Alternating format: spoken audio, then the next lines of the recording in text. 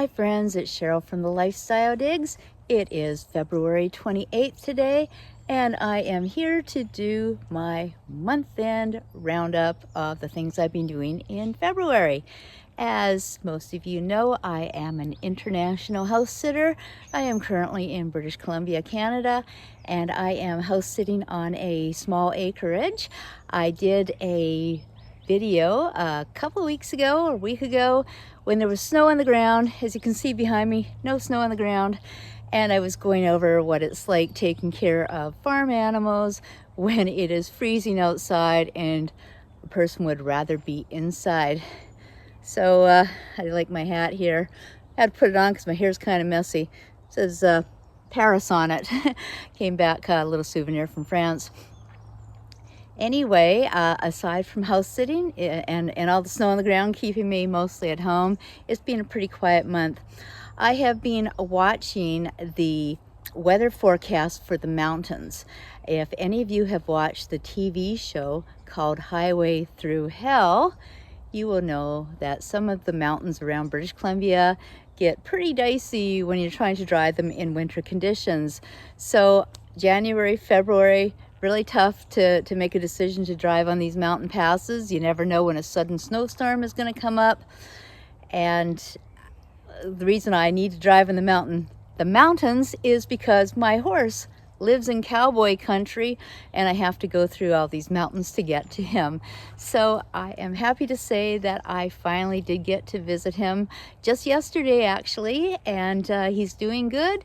He has a little bit of a hay gut from eating too much hay over the winter, but he came through the winter really well and looks pretty good. So what's in store for me? Well, I'm still house sitting here for a couple of more weeks, and then I actually have a bit of a lull in the action. I haven't been able to book any house sits for the end of March, early April. And now you would think that some people around the greater Vancouver area would be taking a holiday somewhere, going somewhere warm for a week or two, go to Mexico, Hawaii, wherever they're going. But I haven't been able to find a house sit. But starting from April 10th, I do have house sits lined up straight through until September 24th or 25th, so quite some time. The farmer I'm currently house sitting, the homeowner is probably going to have to return to France in October, so I'm holding October free for her at this time just in case that happens. And I am talking to somebody who has she's a snowbird. They have a house in Mexico and they plan to go down mid-November and return sometime in March. And so this is over in Vancouver Island. So we've been chatting. We don't have anything confirmed yet, but that would be nice. However, you know, me, I'm a nomad. I'm finding myself really restless back in Canada, and I need to get going again. So I'm almost looking at going down to Peru and Ecuador, possibly towards the end of 2025, in which case I would not take that snowbird house sit. But who knows, I might take that and then go take my little South America adventure right after they return at the end of March.